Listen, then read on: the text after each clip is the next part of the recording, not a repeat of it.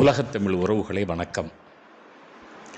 நாம் வாழ்கிற இந்த காலம் உலகம் முழுவதும் தொல்காப்பியம் பரவி இருக்கிற காலம்.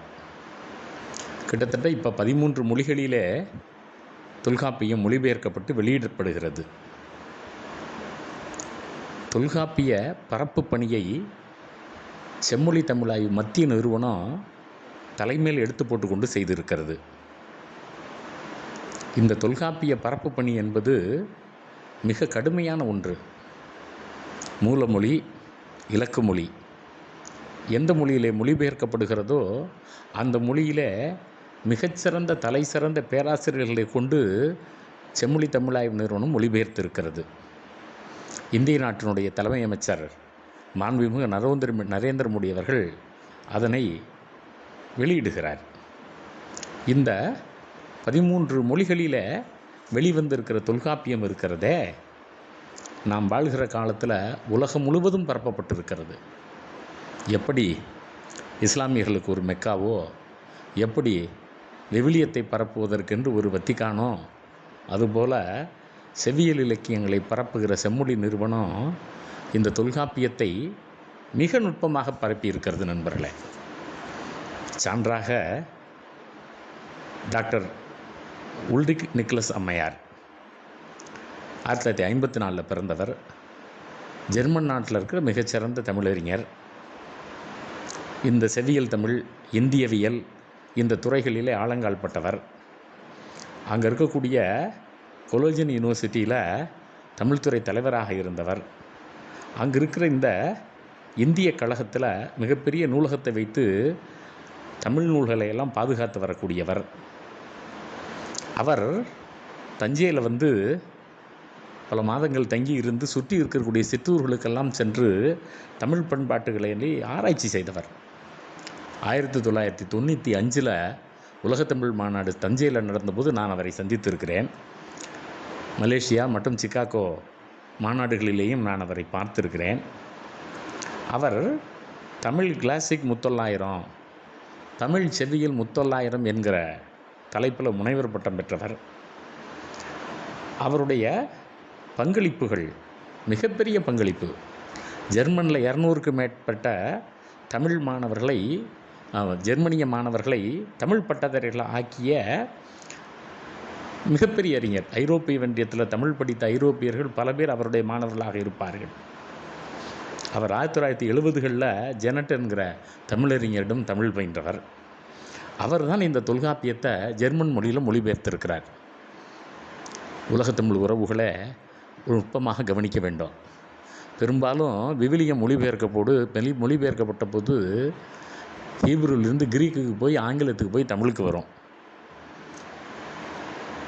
அல்லது சில நேரங்களில் ஹீப்ருவிலிருந்து நேரடியாக தமிழுக்கு வரும். எப்போவுமே நேரடி மொழிபெயர்ப்பு தான் சிறப்பாக இருக்கும். அப்படி இந்த தொல்காப்பியம் நேரடியாக தமிழிலிருந்து இந்த ஜெர்மன் மொழியிலே மொழிபெயர்க்கப்பட்டிருக்கிறது. இந்த செம்மொழி தமிழாய்வு நிறுவனத்தினுடைய இயக்குனர் முனைவர் சந்திரசேகரன் அவர்கள் தேனி போல சுறுசுறுப்பாக செயல்பட்டு இதுபோன்ற அறிஞர்களை தேடி பிடித்து அவர்களை நேரடியாக தமிழிலிருந்து ஜெர்மன் மொழிக்கு மொழிபெயர்க்க வைத்து உரிய அறிஞர்களை கொண்டு செப்பம் செய்து செம்பதிப்பாக இன்றைக்கு ஜெர்மன் மொழியிலே இந்த தொல்காப்பியம் வெளிவந்திருக்கிறது என்று என்னால் சொன்னால் நண்பர்களே, தமிழ் உலக அளவில் அடுத்த மைல்கல்லை நோக்கி செல்கிறது என்று தான் நாம் சொல்ல வேண்டும். அந்த அளவுக்கு இந்த ஜெர்மன் மொழியில் இருக்கக்கூடிய இந்த பரப்பு பணி நடந்திருக்கிறது. அது மட்டுமா, ஹங்கேரியன் மொழியில் ரோலண்ட் ஃப்ரான்சி என்கிற ஒரு மிகப்பெரிய தமிழறிஞர் இதை மொழிபெயர்த்திருக்கிறார். அவர் தொல்தமிழர் வரலாற்றில் ஆழங்கால் பட்டவர். ஹங்கேரியன் கல்விக் கழகம் தகவல் மையத்தில் ஒரு மிகப்பெரிய தமிழ் பணியை ஆற்றி வருகிறார். அவருடைய ஆய்வுகளை பார்த்தால் நமக்கு வியப்பாக இருக்கிறது நண்பர்களே. அவரும் செவ்வியல் தமிழில் முனைவர் பட்டம் பெற்றவர். எங்கே முனைவர் பட்டம் பெற்றிருக்கிறார்? ஹாம்பர்க் பல்கலைக்கழகத்தில் முனைவர் பட்டம் பெற்றிருக்கிறார். ஐரோப்பிய நாடுகளில் பல பல்கலைக்கழகங்களில் தமிழ் முனைவர் பட்டம் வரை இருக்கிறது என்பதை நாம் கவனத்தில் கொள்ள வேண்டும். இந்த ஹங்கேரியன் மொழி அறிஞர் சேரர்களுடைய கடற்படை, அவர்கள் கப்பல் செலுத்திய முறை, ஐரோப்பிய நாடுகளோடு அவர்கள் கொண்டிருந்த உறவு, இவற்றையெல்லாம் இந்த பதிற்றுப்பத்து போன்ற இலக்கியங்களிலிருந்து தேடி எடுத்து ஆழ்ந்து அகன்ற அறிவுடையவராக இருக்கிறத நாம் பார்க்குறோம். இவர் தமிழ், கிரீக், லத்தீன் மொழி ஒப்பாய்வு நூல்களை மொழியில் எழுதியிருக்கிறார். தமிழர்களுடைய நெடுந்தூர இந்த கடல் பயணங்களையும் ஆவணப்படுத்தி இருக்கிறார். அவர் இந்தியாலஜி அல்லது இந்தியவியல் என சொல்லப்படுகிற துறையில் பல்கலைக்கழக பேராசிரியர். வேதாந்தம், விவேகானந்தர் இவற்றில் ஆழங்கால் பட்டவர். பல்வேறு ஆய்வரங்குகளில் இவர் பங்கேற்று தந்திருக்கிறார். இவர் நண்பர்களே இளைஞர், நேரடியாக தமிழும் ஹங்கேரியனும் கற்றவர். தமிழிலிருந்து ஹங்கேரியன் மொழிக்கு இவர் நேரடியாக மொழிபெயர்த்தார். செம்மொழி மத்திய தமிழாய்வு நிறுவனத்தினுடைய இயக்குனர் அவர்கள் இவரை பற்றி பெருமையாக சொல்லி கொண்டிருப்பார்.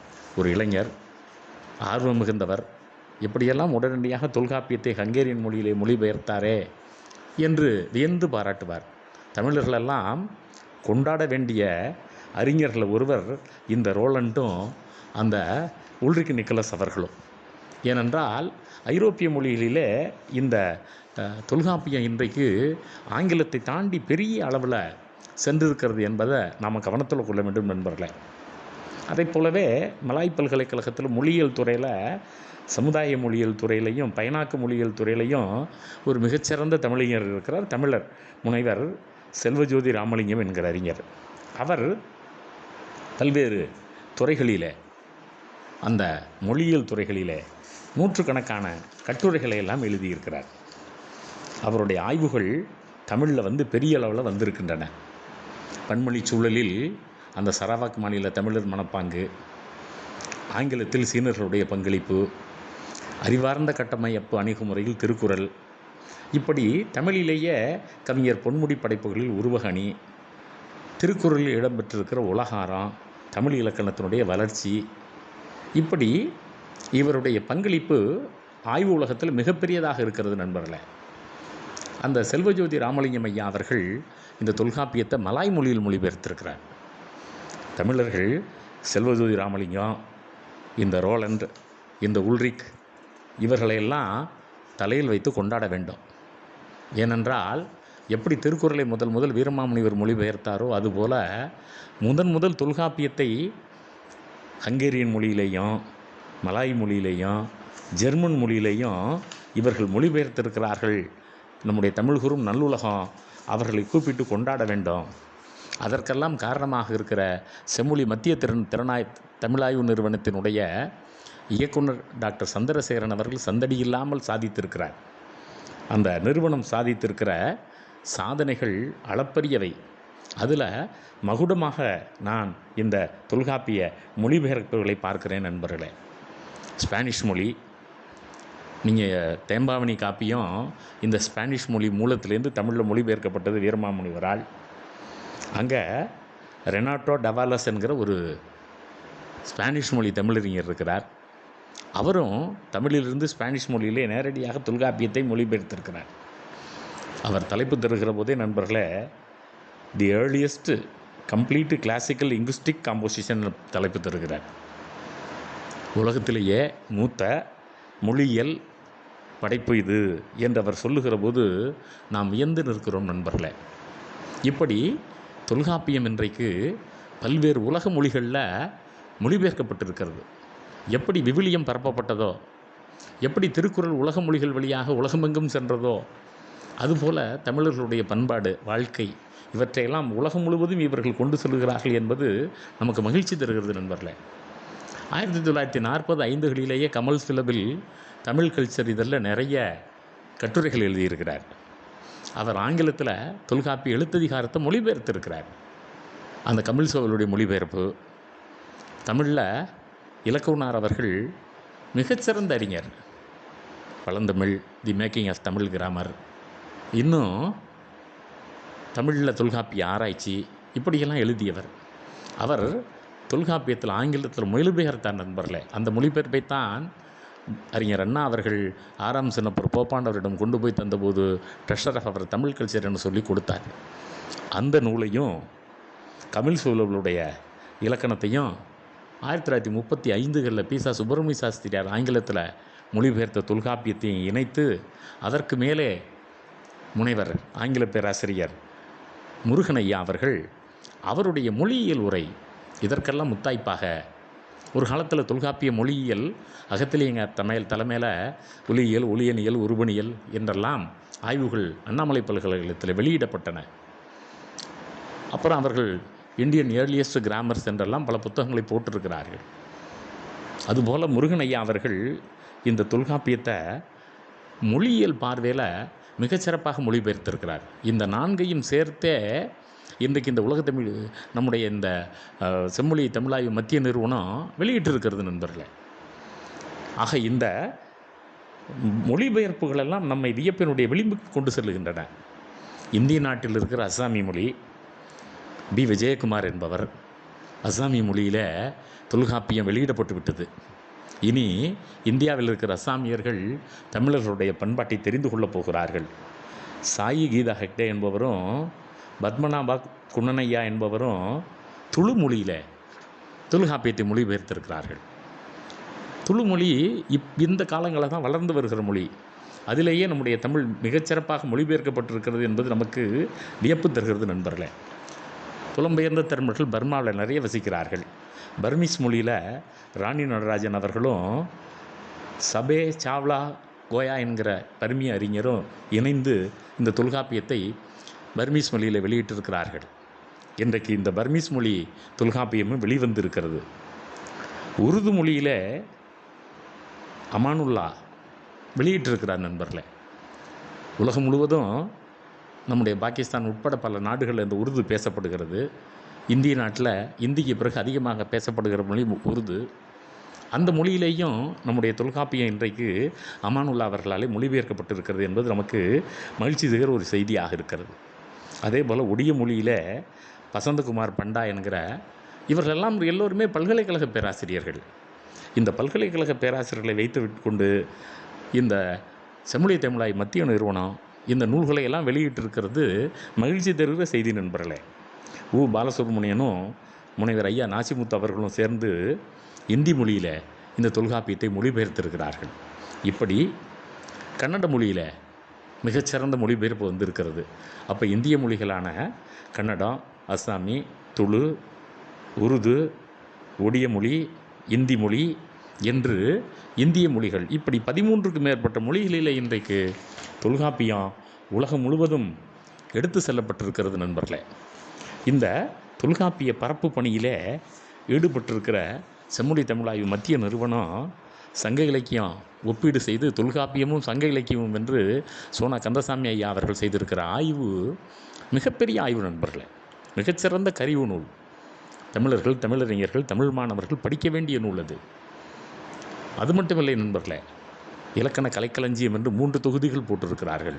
தமிழ் மாணவர்கள் அவசியம் வாங்கி படிக்க வேண்டிய நூல்களில் தமிழ் மாணவர்களுடைய வீட்டில் இருக்க வேண்டிய அந்த 3 தொகுதிகள் தமிழ் இலக்கண கலைக்களஞ்சியம். தமிழ் இலக்கண இலக்கிய மேற்கோள்கள். நான் இப்பொழுது சொல்லுகிற நூல்களெல்லாம் 900 பக்கம் 1000 பக்கங்கள் என வெளியிட்டிருக்கிறார்கள். அதில் ஒரு பெரிய தனிச்சிறப்பு நண்பர்களே, 50 விழுக்காட்டுக்கு அதை தருகிறார்கள். அதனால்தான் நான் சொன்னேன், இந்த செம்மொழி தமிழாய்வு மத்திய நிறுவனத்தை தலையில் தூக்கி வைத்து கொண்டு தமிழர்கள் கொண்டாட வேண்டும். முனைவர் டாக்டர் சந்திரசேகரன் அவர்களை தமிழர்கள் ஒவ்வொரு ஊரிலேயும் அழைத்து விழா கொண்டாடி பாராட்ட வேண்டும்.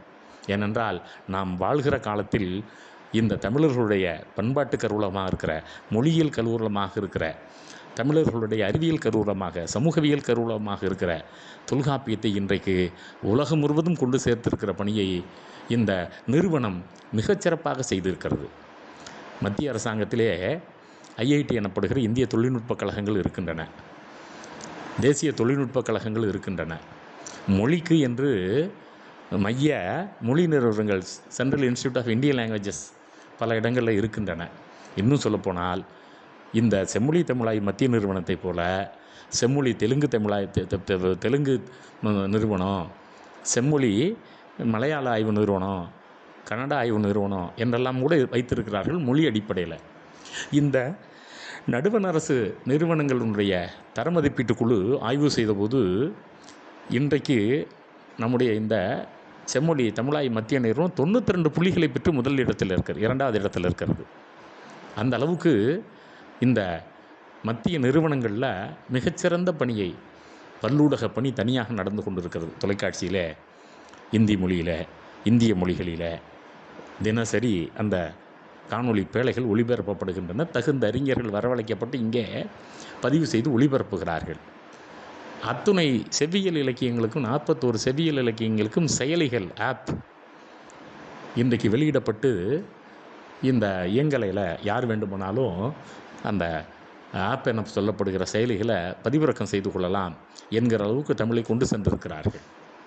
அந்த பணி தனியாக நடந்து கொண்டிருக்கிறது.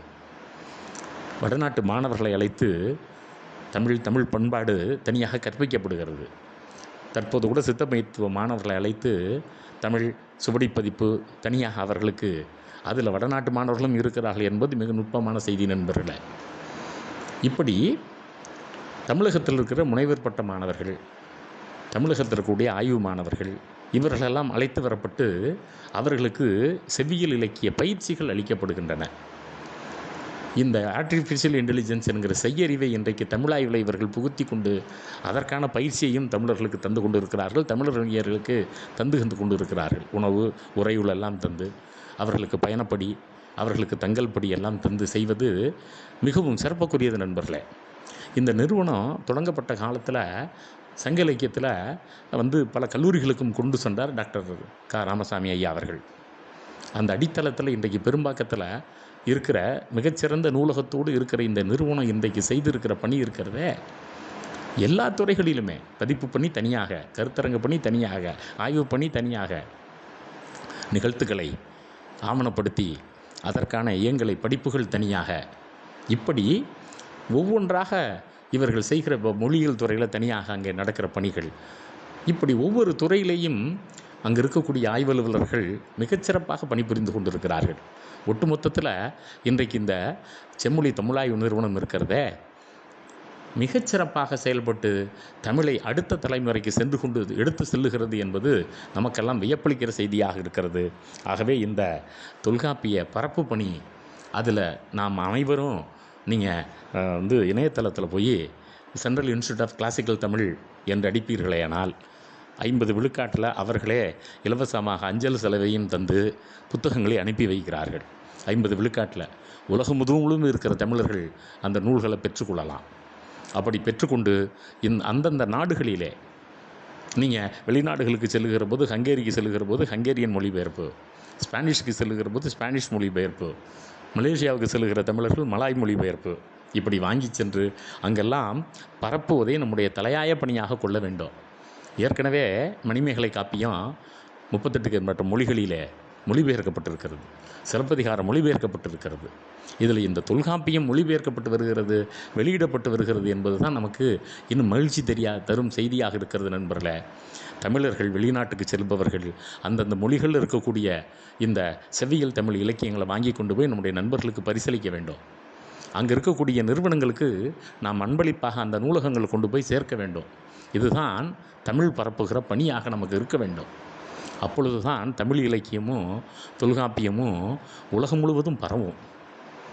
இன்னும் சொல்லப்போனால் ஆங்காங்கே இருக்கிற அந்த அறிஞர்களை கூப்பிட்டு நாம் பாராட்ட வேண்டும். ஏனென்றால் இவர்கள் செய்திருக்கிற பணி சாதாரண பணி இல்லை.